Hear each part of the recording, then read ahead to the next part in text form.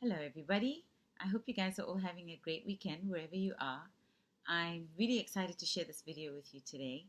And our topic today is food sensitivity testing. And what that is we're at the stage where we've obviously, if you've been following the program and doing the program, you've now figured out the role food is playing in terms of triggering our flare ups and contributing to our pain and inflammation.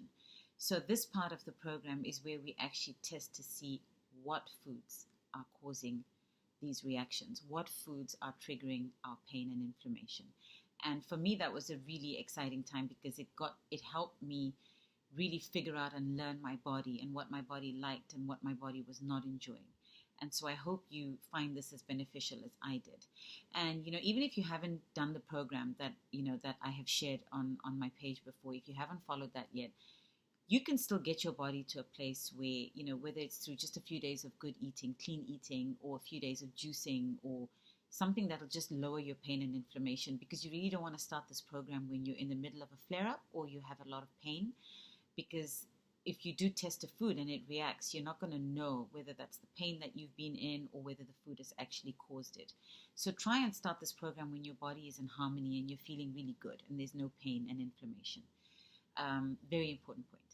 So the next thing I wanted to share with you is that when we talk about food, most of us have grown up in different parts of the world where we have one or two specific foods that are part of our staple diet, and it is known as a staple food. And so for me, where I come from in Africa, my staple food was cornmeal, and I grew up eating that. So it's been a part of my diet ever since I can remember. And how we cook it is just cornmeal with water, and it's cooked to a thick consistency, and it's eaten with a side dish, with a relish, as they say. Other parts of the world, Far East, it could be rice that is eaten regularly. In another part, it could be products made from wheat, foods made from wheat that is eaten regularly. So keeping that in mind, you could say, I had a reaction to corn, which was really surprising considering that I'd been eating this my whole life. And what my naturopathic doctor explained to me, which really made sense, was that, so what you have to understand is that sometimes it may not actually be the food that you're having a reaction to. It could really be the chemicals and the pesticides that they add to these foods when they're growing it, during the growing process of the food. So that's something that you also have to keep in mind. When you start the food testing, you're going to do it in the comfort of your home. And that's what I loved about it. I did it in my time at home, and I was able to really monitor it. And the results from this I really found to be quite accurate, because it was how my individual body was reacting to the food. And that helped me sort of figure out what foods worked for me and what foods didn't. And I was able to take control of my pain because it was all linked together. So that's one of the most powerful things I found about this. When you start this program, this part of the program, the food testing, you're going to do one food a day, just one. You're going to have that same food in the morning, in the afternoon, and in the evening. And it's going to be cooked, or if it can be eaten raw, in its very basic form. So we're going to start with what we call a whole food, a food that cannot be broken down. So for example, cornmeal or wheat flour or soy or dairy or chicken or fish or eggs or steak, beef. You get the idea. Something that cannot be broken down. You can't do a food test with, for example, a slice of chocolate cake, because there's so many ingredients in chocolate cake, you're not going to know what you're actually reacting to. So you want to keep it down to whole foods. And then as you progress in the program, which could take, anywhere from 10 days to maybe 14 days, depending on your list that you need to sort of draw up a basic list of the foods you eat regularly and you have been eating over the years. Make a list of that, and you're going to go through that list one by one and test. And you're going to do, for example, if you're doing a grain on one day, you want to switch and do dairy the next day. And then you want to switch and do an animal protein the next day. You don't want to do grains, or dairy. You want to really change it and, mix it up. And what happens is that when your body is clean and you're not experiencing any pain, so you're not in the middle of a flare-up, you're going to react very, very quickly. It's going to happen within a matter of hours. Anywhere from 2 hours to the longest maybe 24 hours, but you will get a reaction quickly because you are in no pain. So if that food, your body doesn't like that food, your body's going to be very quick to tell you. So that's one of the really nice things about having followed the program from the beginning.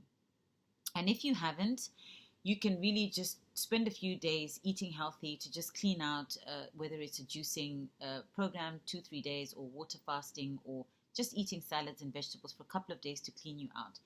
And the other thing I really wanted to say is that this is not just for people that are struggling with rheumatoid arthritis. This is also for anybody out there that is waking up in the morning and feeling stiff, feeling that inflammation and the pain and the discomfort, whether it's in your back, your feet, your elbows, your hands, your neck.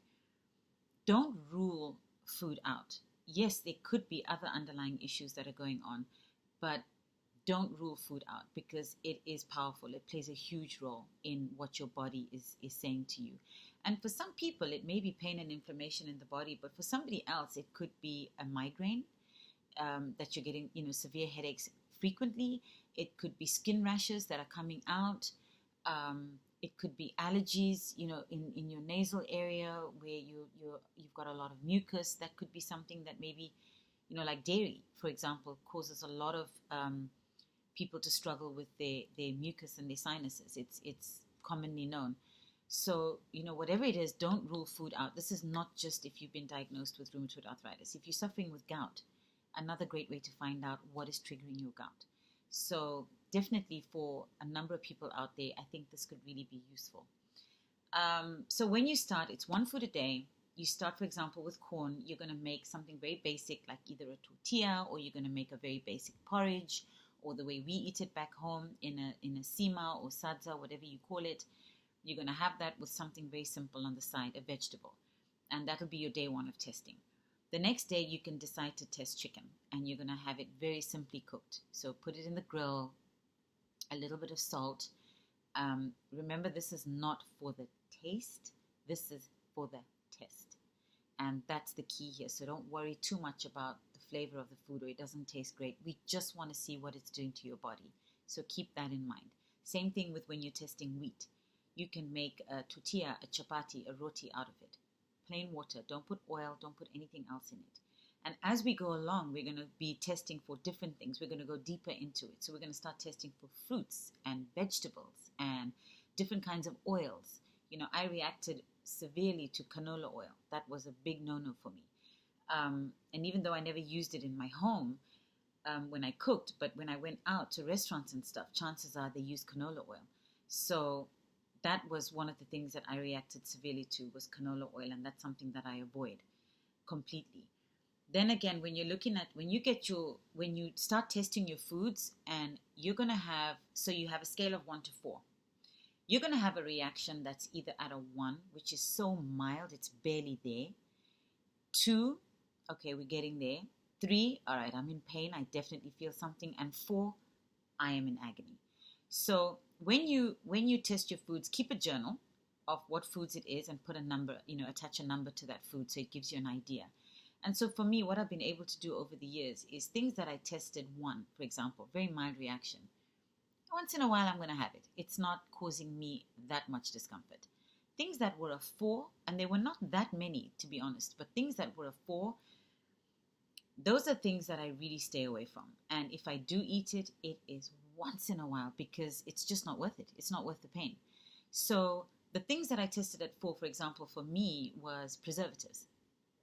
Anything that came out of a jar, out of a bottle, out of a tin, I don't know what it is they put in there, but it does not agree with me. And so I just stay away from that. But like somebody else will react to red meat. Red meat for me is fine, and I still eat red meat. I don't eat it often, but I do eat red meat, and I have no problem with it.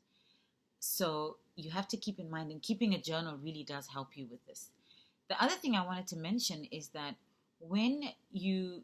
because I know everybody is different and everybody is going to react differently. I've been saying that, throughout my sharing my testimony, listen to your body, because we are all very, very different. So the nice thing about this is that whether it's something that you've reacted really badly to, know that it's not forever. you're not going to not ever eat that food again.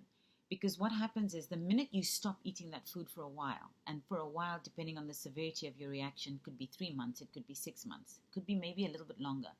But the minute you stop eating that food, those antibodies that your body created to fight that food because it didn't like the food, which then causes the inflammation, when you stop eating that food, your body no longer is creating those antibodies, and so the antibodies die.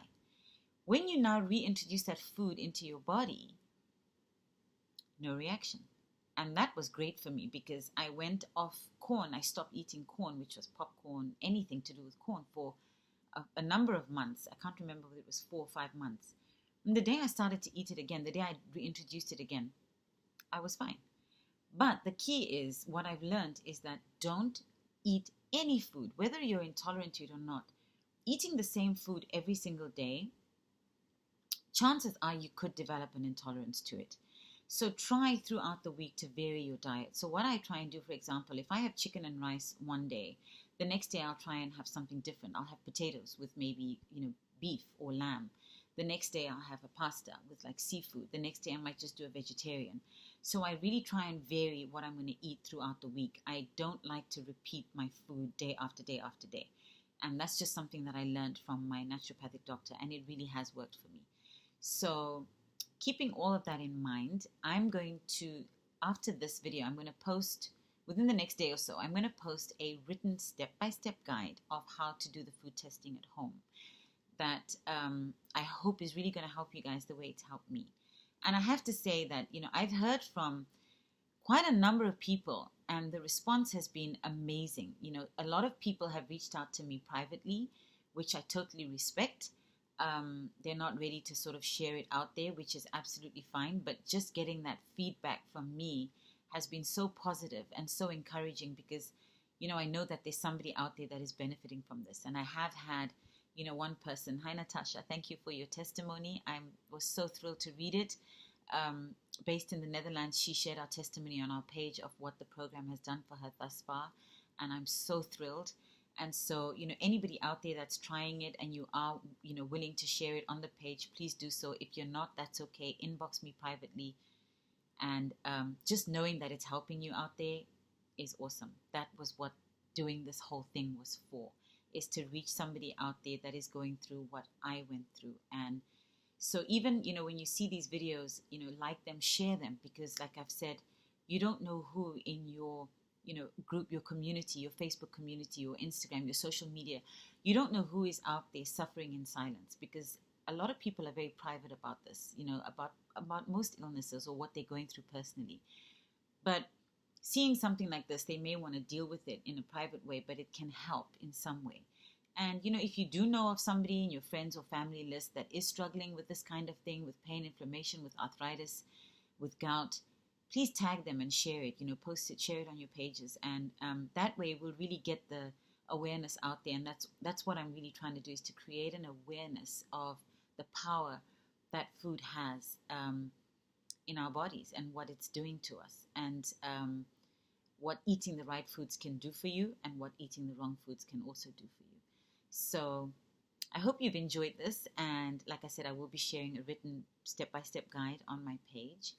And in the meantime, have a great weekend. If you have any questions, message me, inbox me, and I'll try and get back to you as soon as I can. But I hope you've enjoyed this video, and I shall definitely see you soon. So, ciao guys.